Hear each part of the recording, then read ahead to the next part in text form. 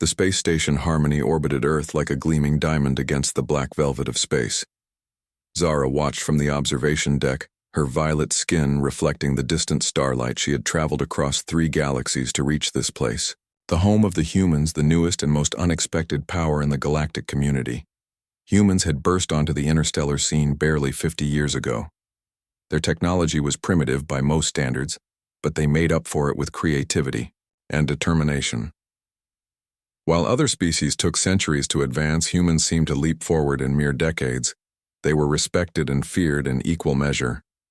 Zara belonged to the Lyrian race, tall, elegant beings with luminescent skin and telepathic abilities.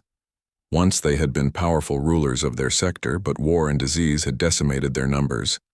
Now the few thousand remaining Lyrians struggled to maintain their culture and identity. Many, like Zara, had been forced to seek opportunities elsewhere. The door to the observation deck slid open. A human woman entered. Her name was Lily, according to the station records Zara had studied. Lily worked as a diplomatic liaison between humans and non-human species. She had shoulder-length blonde hair and eyes the color of Earth oceans. Zara found her appearance exotic and fascinating. Lily noticed Zara and smiled. "You must be the Lyrian delegate," she said, extending her hand in the human greeting gesture. "I was told to expect you." Zara touched her palm to the humans, feeling the warmth of her skin. "I am not a delegate," she corrected. "I am a refugee." Lily dropped her official smile. "I see," she said more softly. "The situation on Lyria must be worse than our reports indicate." Zara nodded. "There is nothing left for my people. Our homeworld is uninhabitable. Our colonies are overrun by the Crawl. Those of us who survived are scattered across the galaxy." "I didn't know," Lily admitted. "We were told your government requested scientific exchange." Zara laughed bitterly, a sound like crystal breaking. "There is no government left. The message you received was likely from Vex. He claims leadership of our people, but he is nothing more than a warlord who trades what remains of our technology for protection." Lily frowned. "This complicates things. I need to report this to my superiors." As the human turned to leave, Zara reached out and touched her arm. "Please," she whispered. "I have traveled too far to be turned away. I have information, valuable information about Crawl expansion plans." Lily hesitated. "I can promise anything, but I will take you to meet someone who might help." Her eyes softened. "You're safe here for now, at least." They left the observation deck together, walking through the curved corridors of the station. Humans and aliens of various species moved around them. Some stared at Zara. Her kind were rare now, especially this far from Lyrian space. Lily led her to a small office. The nameplate read, "Sam Wilson Intelligence Division." A human male sat behind a desk surrounded by holographic displays. He had dark skin and watchful eyes that seemed to miss nothing. He stood as they entered. "This is Zara," Lily said. "She says she's a refugee, not a delegate. And she has information about the Crawl." Sam gestured to a chair. "Please sit," he said to Zara. "Tell me everything." For the next hour, Zara explained how the Crawl had systematically destroyed Lyrian civilization. She described their weapons, their tactics, their apparent goal of eliminating all telepathic species from the galaxy. She shared the coordinates of Crawl fleet movements, information she had gathered during her escape. When she finished, Sam was silent for a long moment. "This matches other reports we've received," he finally said. "We believed the Lyrians were collaborating with the Crawl, but it seems we were wrong." Zara felt anger rise within her. "We would never ally with those who seek to destroy us," she said, her skin flashing with emotional light. "The source of your information is corrupted." Sam nodded. "Perhaps," he admitted, "but you must understand our position. The Lyrians have historically been isolationists. Even when the Crawl first emerged as a threat, your people refused to join the Alliance, because we knew the Alliance would demand access to our telepathic abilities." Zara replied. "We have seen how other species exploit such gifts." Lily, who had been silent during the exchange, stepped forward. Regardless of the past, she said Zara's information could be valuable. and she needs asylum. Sam sighed heavily. Earth is not in the habit of turning away those in genuine need, he said. But the process takes time. And there are questions of security given your telepathic abilities. I cannot read human minds without permission. Zara explained it is physically impossible for my kind to breach mental barriers without consent.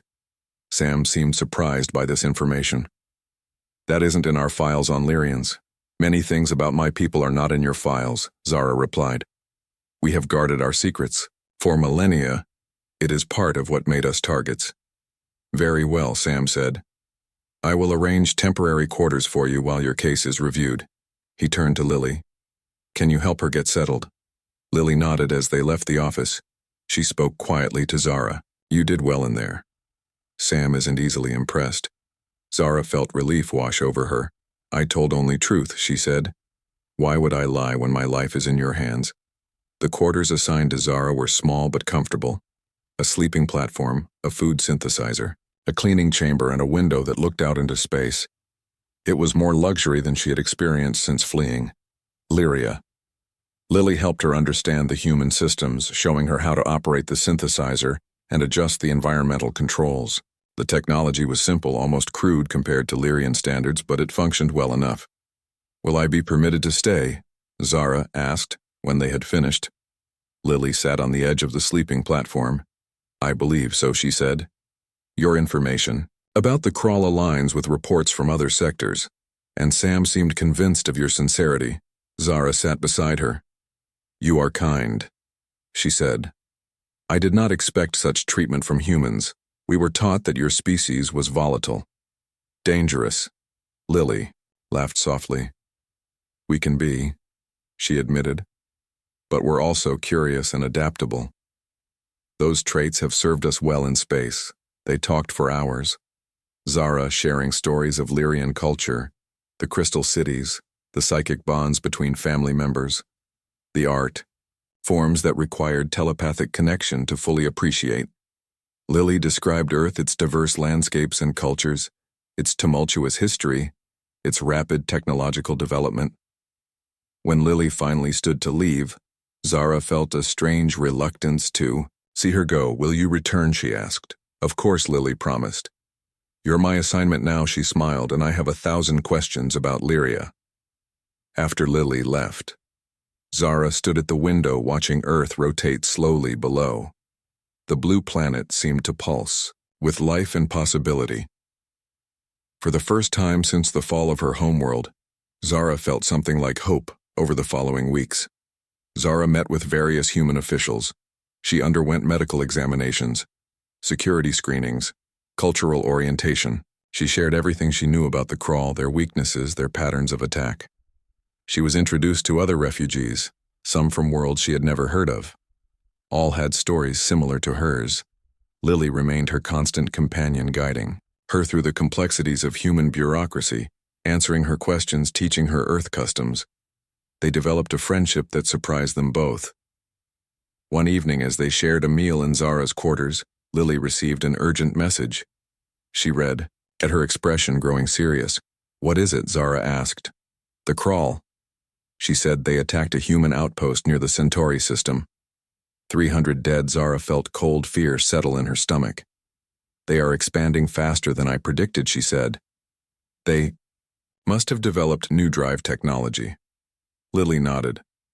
The Defense Council is meeting tomorrow, she said. They're asking for you to attend me. Zara was surprised. Why would human military leaders want her input? Because you've survived them. Lily explained. Because you understand them better than we do. That night, Zara could not sleep. She stood at her window watching Earth and thinking of Lyria, the lush forests, the crystal spires, the psychic songs that filled the air at dawn.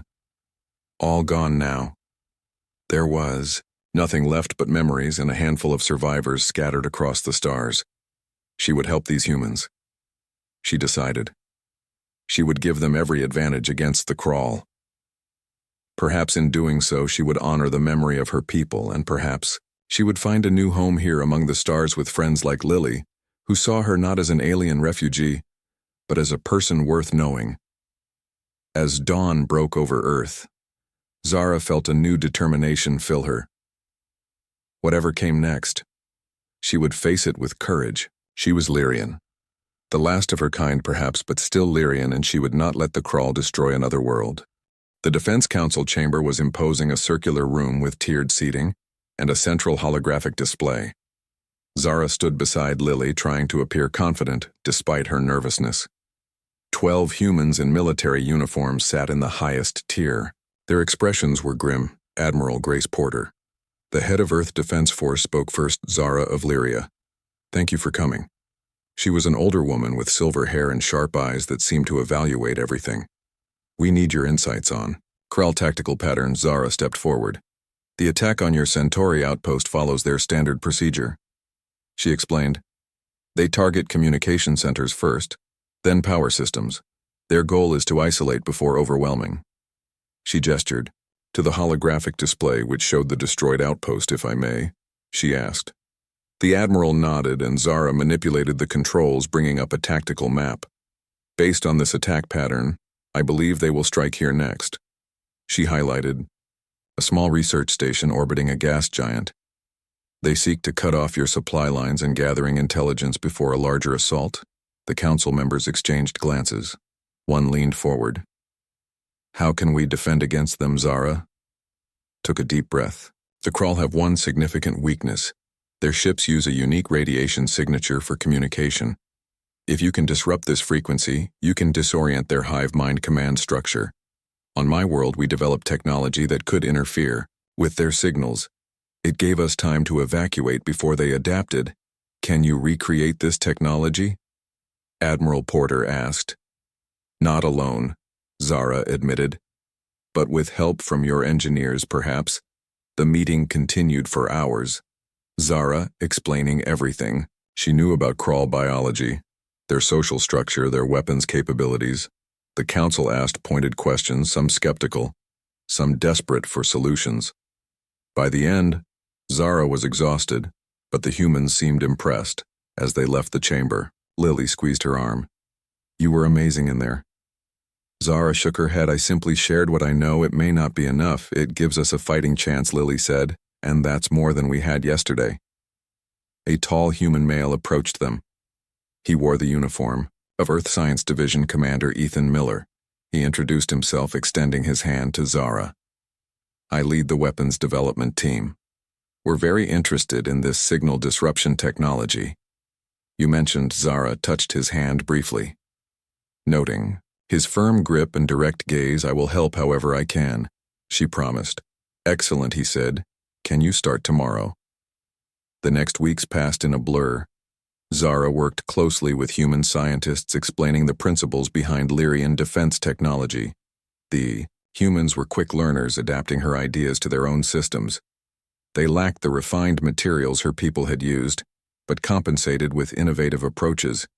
Commander Miller proved to be brilliant, despite the primitive technology he worked with. He grasped complex theories, quickly finding solutions where others saw only problems. Zara found herself enjoying their collaboration. His mind worked differently than hers, approaching problems from unexpected angles. They developed a prototype disruptor small enough to fit on human ships. The first tests were promising. The device successfully scrambled communication signals similar to those used by Krall vessels. We need to test it against actual Krall technology, Miller said one evening. As they reviewed the data, Zara looked up from her workstation. That would be dangerous, he nodded, but necessary. How else will we know if it works? They took the problem to Admiral Porter, who authorized a dangerous mission.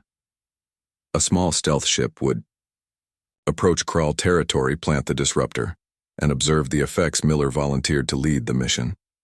Zara found herself standing in the launch bay, watching as he prepared to board the stealth vessel. Be careful, she said. The Krall adapt quickly if they detect you. He smiled confidently. We'll be back before they know we're there. He hesitated, then added, I have something for you. Reaching into his pocket, he pulled out a small device. It was a communication link designed to fit in her ear. Keep this with you. I'll send updates when I can. The mission was scheduled to last 5 days. Zara found herself unable to focus on her work, constantly checking the communication link for messages. Lily noticed her distraction. "You're worried about him, aren't you?" she asked as they shared a meal in the station cafeteria. Zara tried to deny it, but her skin flashed with emotional colors, giving her away.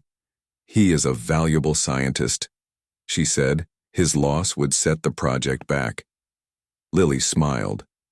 "It's more than that. I think you've grown fond of him." Perhaps Zara admitted he is unlike other humans I've met. He sees beyond species differences to the problems we share. On the third day, the communication link activated. Zara's breath caught as Miller's voice came through. "We're in position," he reported. "Deploying the disruptor now will observe for 24 hours, then return." Relief washed over her. "Success?" she asked. "Too early to tell," he replied. "But initial readings are promising." He paused, his voice dropping lower. "Wish you could see this view." Zara, the Kral ships against the nebula background. Terrifying but beautiful in their way. She closed her eyes, imagining the scene. "Be safe," she whispered. The link went silent. Zara returned to her work with renewed energy. They were making progress. If the disruptor worked, they would have a defense against the Kral, perhaps even a way to push them back. On the fifth day, Zara waited anxiously in the docking bay. The stealth ship was scheduled to return at midday hours, passed with no sign of it. Admiral Porter ordered search vessels to the last known coordinates. Zara felt cold fear gripping her heart. Lily found her still waiting long after her shift had ended.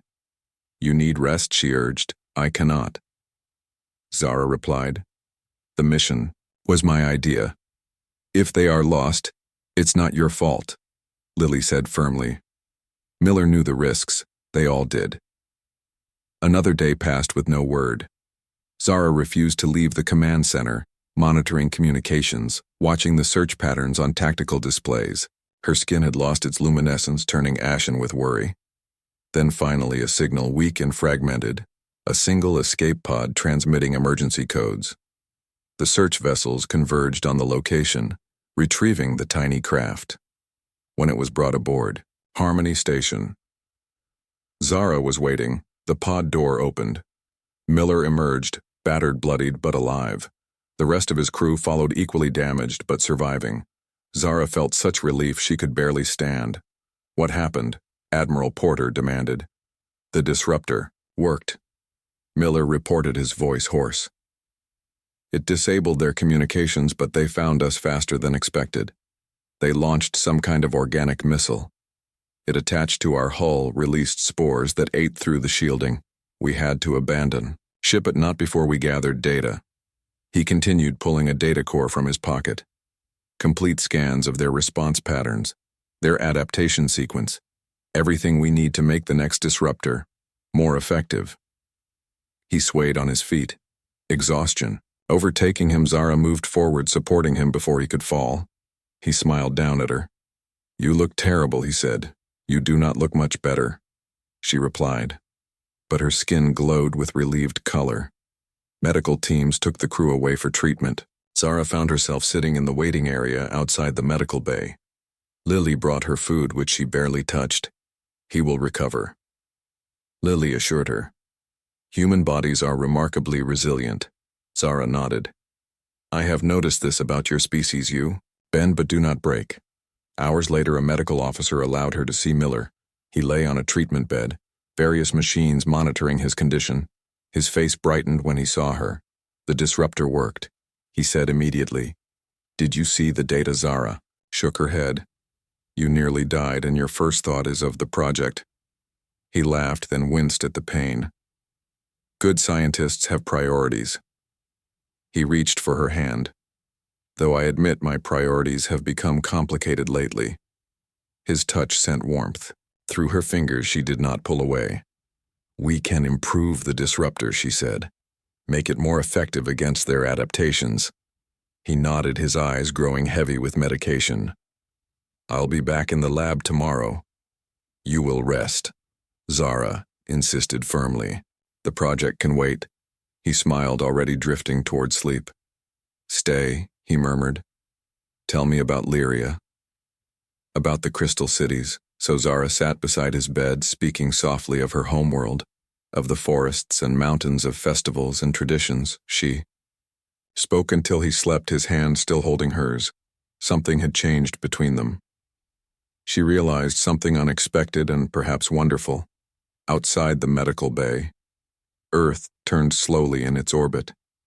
The stars shone against the darkness. The crawl threat remained, but for the first time Zara believed they might be defeated, and she had found something she never expected to find so far from home. A connection, a purpose, perhaps even a future. 6 months had passed since the colony evacuation. Zara stood before the Defense Council presenting her latest findings. The room was different now, with a memorial wall bearing the names of those lost in the conflict. Commander Ethan Miller was, among them, his name etched in simple letters, a reminder of sacrifice. Zara had changed as well. No longer the frightened refugee, she now led the Lyrian Integration Division, working closely with both human scientists and her own people. Her knowledge of crawl weaknesses combined with human determination had produced results. The improved disruptor technology had been deployed throughout human space, creating safe zones where refugees could gather. Admiral Porter nodded as Zara concluded her presentation. The crawl have been pushed back from 3 sectors. She confirmed their adaptation rate has slowed significantly. Your work has made a difference. Zara acknowledged the compliment with a slight bow, a human gesture she had adopted. The credit belongs to many, she said, not just me. After the meeting, Lily, now Captain Lily Parker, approached. We have something to show you, she said, leading Zara to a secure laboratory. Inside, a team of scientists worked at various stations. In the center stood a large containment field. Within it floated what appeared to be a piece of crawl technology, an organic-looking device with pulsing tissues and metallic components. What is it? Zara asked. Lily smiled. A crawl communication node. We recovered it from a disabled ship, the first intact specimen we've obtained. She gestured to the scientists. With this, we can study how they coordinate their attacks, perhaps even find a permanent solution. Zara stepped closer, studying the node. It reminded her of specimens she had seen on Lyria before the fall. A lifetime ago, it seemed. The node pulsed with alien life, a disturbing yet fascinating sight. Do you think you can interface with it? Lily asked carefully. We believe a telepathic connection might reveal more than our instruments. Zara hesitated. Lyrians had strict protocols about telepathic contact with alien technology. The risks were significant. Mental contamination, memory loss, personality, disruption. But the potential knowledge, I can try, she said finally, but I will need preparation. Time to strengthen my mental barriers. Lily nodded. Take whatever time you need. This could be the breakthrough we've been waiting for. In her quarters that evening, Zara prepared herself through Lyrian meditation techniques, focusing her mind, building layers of protection around her consciousness. The task ahead was dangerous, perhaps the most dangerous thing she had attempted since fleeing her homeworld. As she meditated, her thoughts drifted to Miller. His sacrifice had given them this opportunity. His courage had inspired her to take risks she would once have avoided. She wondered what he would think of their progress, of her leadership role, what he would say about this new challenge. The following day, Zara returned to the laboratory. The scientists had prepared monitoring equipment to track her vital signs during the connection. Lily waited nervously. Are you sure about this? She asked as technicians attached sensors to Zara's skin. Zara nodded. I am ready. Containment field was adjusted, allowing her to place her hands near the node without touching it. She closed her eyes, focused her thoughts, and reached out with her mind. The contact was immediate and overwhelming. Alien consciousness flooded her. Perceptions, a hive mind vast and cold, 1,000 voices speaking as one instinct rather than thought, purpose without compassion. She gasped, struggling to maintain her barriers. Images flashed through her mind. Crawl ships moving in perfect coordination. Worlds burning. Species cataloged and marked for elimination. Among them, humans marked as unusually dangerous, adaptable, unpredictable, and Lyrians marked with special significance, threatening, incomprehensible, to be eliminated at all costs. Deeper, she pushed, seeking the core programming, the base instincts that drove the crawl. She found it a simple directive: preserve, expand, homogenize. Difference was threat, uniformity was safety. The hive feared what it could not absorb. With tremendous effort, Zara pulled back, separating her consciousness from the node. She collapsed, technicians rushing to support her, Lily kneeling beside her. Concerned, "What did you see?" Lily asked when Zara could speak again. "Everything," Zara whispered. "They fear us. They fear. All individualism, all difference. The Crawl seek to eliminate diversity from the galaxy. They believe it threatens their collective." She took a shuddering breath. "I know how they think now, how they plan. I saw their next targets, their weaknesses." Over the following weeks, Zara worked with human strategists, developing new tactics based on her insights. The Crawl were predictable once you understood their driving fear. They could be manipulated, lured into traps. The war shifted gradually. Earth forces moved from defense to offense, reclaiming lost territory. Zara continued her work with the Lyrian refugees, helping them integrate into human society. Many had lost hope of returning to their homeworld, but they found new purpose working alongside. Humans combining their telepathic abilities with human technology, creating innovations neither species could have developed alone. One evening, as Zara reviewed tactical data in her quarters, her communication link activated. Admiral Porter requested her presence immediately in the command center. When she arrived, the center was buzzing with activity. Porter stood before the main display, her expression unreadable. "Zara, we just received this transmission," she said, and nodded to the communications officer. The screen flickered. A familiar face appeared. Commander Miller, worn, exhausted, but alive. Zara felt her knees weaken, shock washing through her. "This is Commander Ethan Miller, Earth Defense Force," he said, his voice distorted by interference. "I am alive. Repeat, I am alive. Captured by Crawl forces during colony evacuation. Escaped with critical intelligence, requesting extraction at coordinates to follow. Message repeats." Zara stared, unable to process what she was seeing. He lived all this time believing him, lost mourning him. And he had survived. Is it real? She asked, her voice barely audible. Could it be a trap? Porter nodded to the analysis team. "We've run every authentication protocol. Voice pattern matches. Facial recognition confirms. Identity with 97% certainty. The message contains personal verification codes only Miller would know." How? She asked. "When we saw the colony destroyed." Porter shrugged. "The Crawl sometimes take prisoners for study. We know this. We believed him dead because the communication center was destroyed, but he must have been captured first." Zara struggled to maintain composure. "We must retrieve him," she said. Porter nodded. "We're preparing an extraction team now. The coordinates are in a contested sector heavily patrolled by Crawl ships. It won't be easy." Zara straightened her posture. "I volunteer." "I expected that," Porter replied. "But this is a military operation. You are a civilian scientist. I am also telepathic." Zara countered. "I can sense Crawl presence before your instruments detect them, and I can locate Miller through our mental connection." Porter raised an eyebrow. "Mental connection." Zara hesitated, then explained, "Lyrians can form telepathic bonds with those they are emotionally connected to. Before he stayed behind at the colony, I established such a connection. It was meant as a goodbye." She looked away. "But if he lives, I may be able to sense him.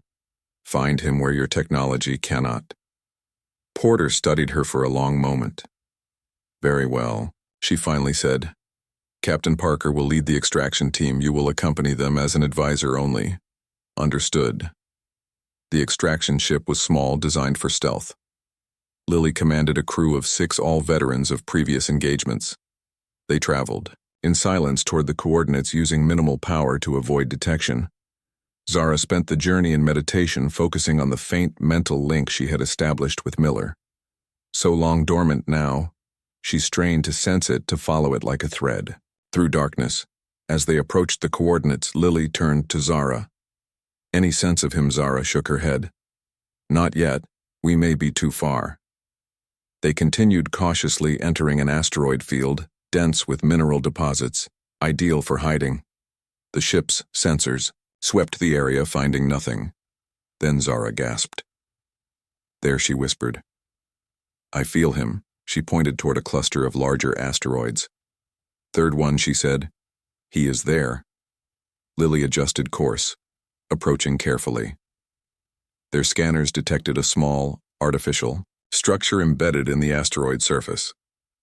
A shelter cobbled together from salvaged technology. Lily called over the communication system. "This is Captain Parker, Earth, Defense Force, respond." For a long moment, nothing. Then a reply, faint, but clear. "Never thought I'd hear a human voice again," Miller said. "How did you find me?" Zara leaned toward the communicator. "We followed your message," she said, unable to keep emotion from her voice. "And I followed our connection." There was a pause, then softer. "Zara, is that really you?" "It is," she confirmed. "We thought you dead." Miller laughed weakly. "The crawl thought so too. Makes for a better escape when no one is looking for you." They docked with the shelter, Lily leading the way, weapons ready in case of traps. But there was only Miller, thin and bearded, but standing tall. His eyes found Zara immediately, and something passed between them, a renewal of that telepathic touch. "You came back for me," he said simply. "Always." Zara replied as they returned to Earth space. Miller briefed them on his captivity and escape. The crawl had taken him for study, fascinated by human adaptability. He had observed their technology, their communication systems. He had stolen data critical to understanding their weaknesses. "When we reach Harmony Station," he explained, "I can help modify the disruptors, make them more effective. Target the crawl command structure directly." 1 year later, Earth stood at the center of an unprecedented alliance. Humans, Lyrians, and a dozen other species had united against the crawl threat. The data Miller had stolen during his captivity, combined with Zara's telepathic insights, had transformed the war. What had begun as desperate defense had become strategic offense. Crawl territory shrank as Alliance forces reclaimed world after world. Zara stood on the observation deck of the new flagship, Hope, watching stars streak past her position. As special advisor to Admiral Porter, gave her significant influence in military planning. Her connection to the surviving Lyrians made her a vital diplomat in maintaining the alliance. But it was her work with Miller, now director of xenotechnology, research that gave her the most satisfaction. They had developed a deep understanding working together. Their different perspectives complemented each other. Human intuition paired with Lyrian precision, creating innovations neither species could have managed alone. Their personal relationship had evolved as well, moving beyond professional collaboration to something more intimate. They had faced prejudice from both sides: humans who distrusted aliens, Lyrians who considered humans primitive, but they had found supporters too, Lily chief among them, championing their partnership as symbolic of the new alliance. Miller joined her at the viewport, sliding his hand into hers. "We're approaching the rendezvous point," he said. "All Alliance ships are reporting ready status." Zara nodded. Today would determine everything. Their intelligence had located the Crawl Central Hive ship, the core of their collective consciousness, the source of their coordination. If destroyed, the Crawl would not be defeated, but disoriented, reduced to disconnected groups rather than a unified force. "Are you ready?" Miller asked, studying her face. Zara took a deep breath. "I am," she said. "But I am also afraid. What we attempt has never been done." He squeezed her hand gently. "That's why it'll work. The Crawl can't anticipate what they can't imagine." Admiral Porter summoned them to the command center. The mood was tense, but determined. Officers moved with precision checking systems confirming readiness. The massive view screen showed The assembled Alliance fleet over 300 ships from 20 different species all coordinating for a single strike. The plan was complex, requiring perfect timing. First, a group of stealth ships would approach the hive ship deploying modified disruptors to create communication dead zones. Then the main fleet would attack, forcing the crawl to respond. Finally, while their forces were engaged, Zara and Miller would lead a small team directly to the hive ship. Their mission to deploy a specialized telepathic amplifier, one that would allow Zara to connect directly to the crawl hive mind and introduce a virus of sorts. Individuality, the concept most feared by the collective Porter, addressed the assembled officers. This day has been long in coming, she said, her voice steady. Many have sacrificed to bring us here. Many worlds have fallen. But today we fight not just for what we have lost, but for what we might yet build together. A galaxy where difference is not feared but celebrated, nodded to Zara and Miller. You have the most dangerous task. Any final concerns? Miller shook his head. We're ready. Admiral, as they prepared to board their stealth craft. Lily approached in full battle armor. She would lead their escort, ensuring they reached the hive ship. I still think this is insane, she said, but her tone was affectionate. Probably, Miller agreed with a grin. But the best plans usually are. Zara touched Lily's arm. Be careful, my friend, she said. The crawl will fight hardest when they realize our true purpose. Lily nodded. Then let us make them very afraid. The journey to the hive ship passed in tense silence. Their small craft slipped between larger battles undetected. Zara could sense the crawl consciousness growing stronger as they approached, a vast alien presence pressing against her mental barriers. Miller watched her with concern. Can you handle it? He asked softly. She nodded. I must. The hive ship was unlike other crawl vessels, enormous, organic-looking with pulsing tissues, visible through translucent sections. It did not so much fly through space as exist within it, surrounded by smaller ships like cells, protecting a central nucleus.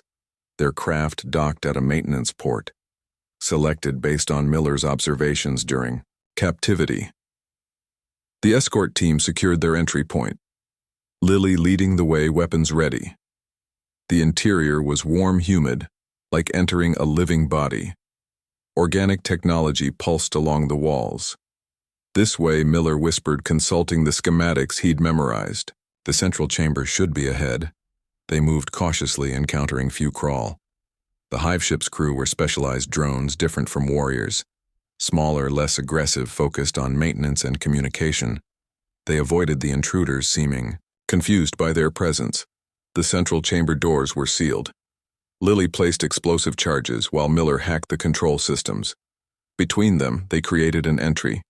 Zara prepared herself, strengthening her mental barriers, focusing her thoughts. The chamber beyond was vast, dominated by a pulsing organic structure that reached from floor to ceiling.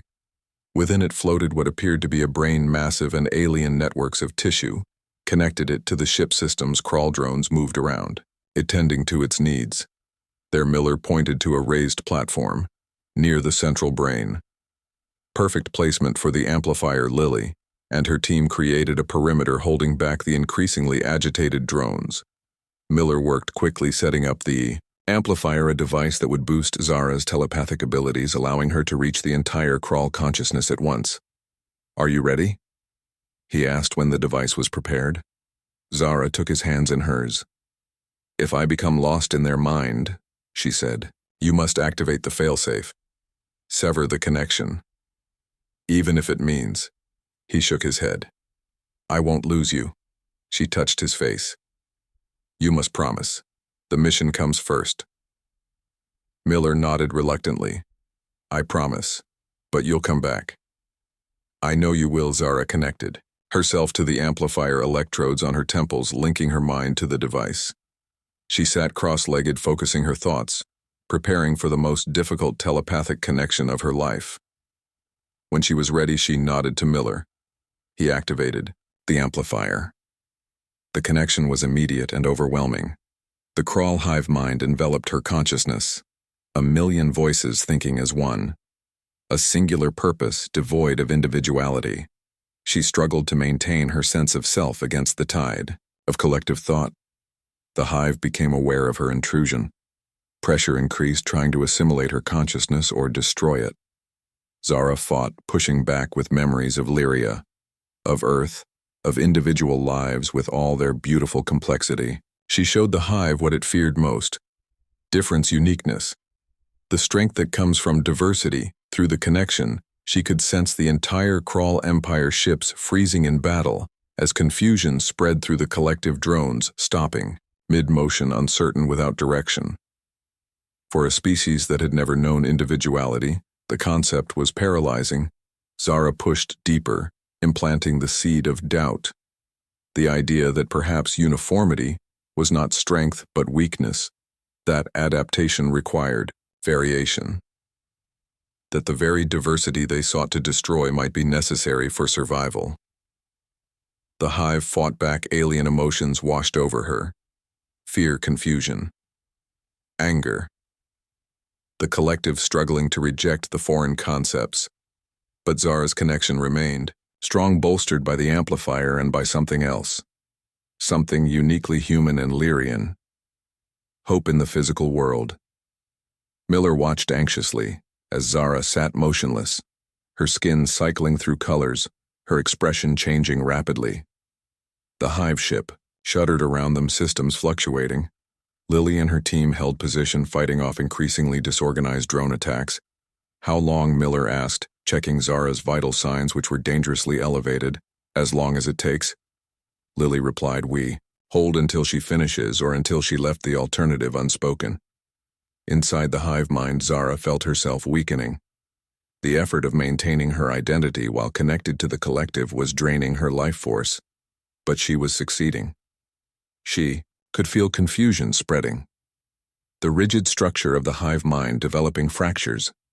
Individuality taking root like seeds in barren soil. With her last strength, she delivered the final component of her message. An offer. The Alliance would accept. Surrender. The killing could end. The Crawl could learn a new way of existence, keeping their collective if they chose, but allowing for individual thought as well. Diversity within unity, she felt the hive mind fracturing, some accepting, some rejecting, some simply unable to comprehend. But the monolithic consciousness that had driven the Crawl for millennia was forever changed. With tremendous effort, Zara withdrew from the connection. She collapsed, Miller catching her before she hit the floor. Her skin had lost its luminescence, turning ashen. Her breathing was shallow. We need to go now, he shouted to Lily. The ship systems are failing. They retreated, carrying Zara between them. The hive ship convulsed around them, barriers opening, closing randomly.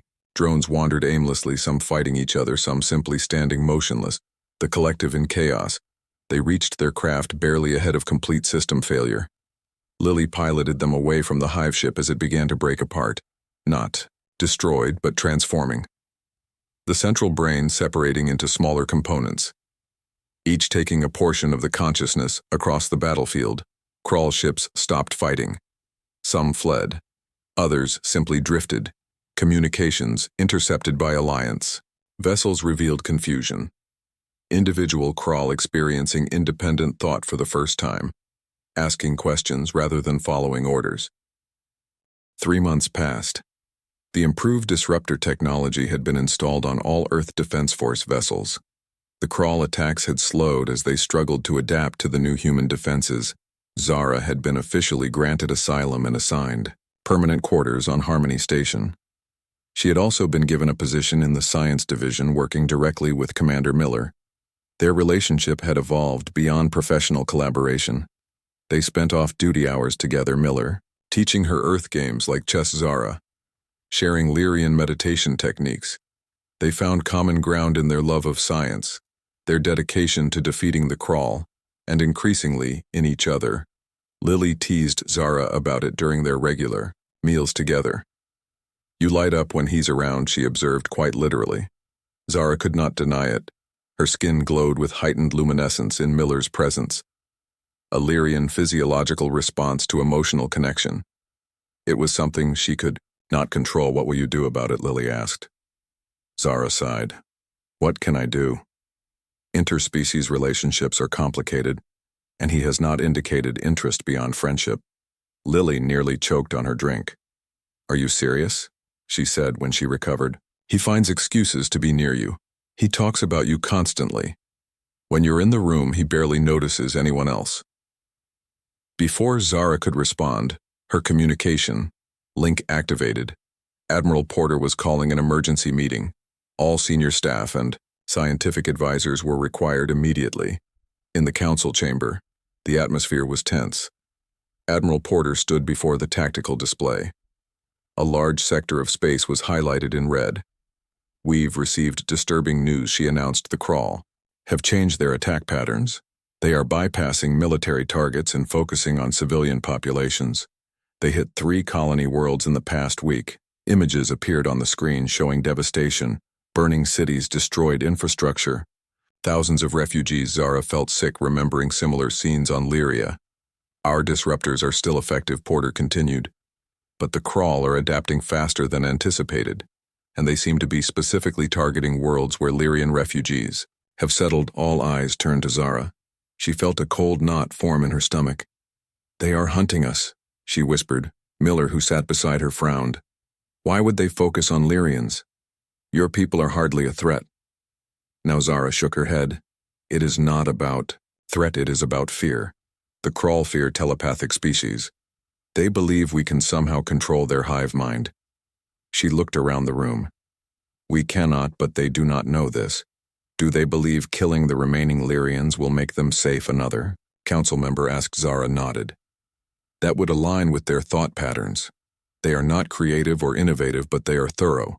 Once they identify a threat, they eliminate it completely. Porter turned to Miller. Commander, what options do we have? Miller stood. The disruptor technology can be modified to create a more aggressive countermeasure. Rather than simply blocking their communications, we could potentially send false signals, create confusion within their command structure. Could that stop these attacks? Porter asked. Not stop, Zara said. They would eventually adapt, but it might slow them. Give us time to evacuate threatened colonies. The council voted to proceed with Miller's plan. A new device would be developed, one that could infiltrate Crawl communication networks and disrupt their command structure. Zara and Miller were given additional resources and personnel to accelerate the project. They worked around the clock, rarely leaving the laboratory. The new technology was complex, requiring a deep understanding of both Crawl biology and human engineering capabilities. Zara pushed herself to the limit, her skin growing pale with exhaustion. Miller noticed. You need rest, he said one night, finding her still working long. After others had left, I cannot rest while my people die, she replied, not looking up from her calculations. He touched her shoulder gently. You cannot help them if you collapse. His touch sent warmth through her. She looked up, meeting his eyes. I fear we may be too late, she admitted. The Crawl are moving too quickly. He held her gaze. We will stop them, I promise. Something in his expression made her breath catch. The intensity, the determination. She found herself leaning toward him, drawn by a force she could not name. A loud alert from her workstation broke the moment. New data incoming from the observation posts. She turned back to her screens, emotions churning. The new data showed Crawl ships moving toward another colony world. This one housing over 500 Lyrian refugees. The projected arrival time was less than 48 hours. We need more time, Zara said. Her hands trembled as she adjusted calculations. Their prototype was only partially complete, untested, and potentially dangerous. They could not deploy it yet. Miller studied the tactical display. There is one option, he said slowly. We could take what we've built to the colony, install it there. Create a protective bubble instead of trying to disrupt the entire fleet. It would be a suicide mission. Zara objected. The device must be manually calibrated. It would need constant adjustment to counter Crawl adaptations. Anyone operating it would be trapped. He nodded. I know. No, she said, realizing his intention. You cannot. Zara. Porter called over the communication link. We need you in the command center now. When they arrived, Admiral Porter was reviewing evacuation plans for the threatened colony. Our transports can reach them in 30 hours, she explained. But full evacuation will take at least 3 days. Miller stepped forward. I have a proposal. He outlined his plan to take the prototype to the colony, use it to shield the evacuation. Porter listened her expression. Grave. It's too risky, she said finally. We can't lose you, or the technology. Miller stood firm. We can't lose 500 civilians either, and the prototype is useless without the complete system. This gives it purpose. Porter looked to Zara. Your assessment. The plan has merit, Zara admitted reluctantly. If properly calibrated, the device could maintain a disruption field long enough for evacuation. The operator would need to constantly adjust parameters to prevent crawl adaptation and the operator's chances of survival. Porter asked Zara could not lie minimal. She said the crawl would eventually locate the source of the disruption. Porter sighed heavily. I cannot order this mission, she said finally. I volunteer. Miller said immediately. I expected nothing less. Porter replied but looked troubled. Very well. Take what you need. Departure in 6 hours, as they prepared the prototype for transport. Zara worked silently. Her mind raced, seeking alternatives. Finding none, she could not bear the thought of Miller sacrificing himself yet. She understood his decision. Would she not do the same for her people when the device was secured? Miller turned to her. I need to ask you something. She looked up, her skin pale with emotion. Yes, come with me, he said. Not to the surface. We need a Lyrian on the transport to help the refugees. Many will be traumatized, unable to communicate. Zara realized he was right. Her telepathic abilities would be crucial in evacuation. The refugees would trust her more readily than human strangers. She nodded. I will come. They departed on a fast transport. Miller, Zara, a small technical team, and a squad of Earth Defense Force soldiers. Their journey was quiet, tension filling the ship. As they approached the colony world, they could already see crawl scout ships at the system's edge. The main fleet would arrive within hours. The colony was located in a valley surrounded by dense forests. The colonists were already gathering at the evacuation point, fear evident in their luminescent skin. Zara spoke to them in their native language, explaining the situation, calming their fears. She watched as they boarded the transport's, families clutching meager possessions, children wide-eyed and frightened.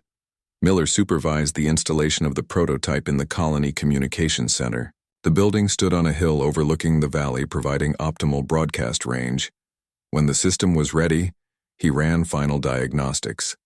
Zara found him making adjustments to the control panel. It's time to go, she said. The first transport is ready. You must come. He did not look up. I need to stay, he said. Someone has to monitor the field strength. We discussed this, Zara said, anger mixing with fear. You programmed the automatic sequence. He finally met her gaze. It won't be enough. The crawl will break through too quickly unless someone manually adjusts the parameters. He took her hand. I need you to go with the refugees. They need you. Zara felt tears form a rare occurrence for Lyrians. There must be another way. He smiled sadly, touching her cheek. Sometimes there isn't, and that's okay. A soldier appeared in the doorway. Commander, the Crawl Vanguard has entered orbit. We need to launch now. Go, Miller said to Zara. He squeezed her hand once more. Help your people. That's how we win. Even if we lose battles. Wanted to argue to stay with him to find another solution. But she knew he was right. The refugees needed her, and someone had to operate the disruptor in a moment of decision. She pressed her forehead to his, a Lyrian gesture of deep connection. Brief, telepathic contact flowed between them. She showed him her feelings, the admiration, respect, and something more that had grown between them. He gasped at the intensity of it. Remember this, she whispered. Then she turned and left, running toward the waiting transport. From the transport window, she watched the colony recede. The communications center stood alone on its hill, a single light in the gathering darkness. As they broke atmosphere, she saw the first crawl ships entering orbit. Dark shapes against the stars.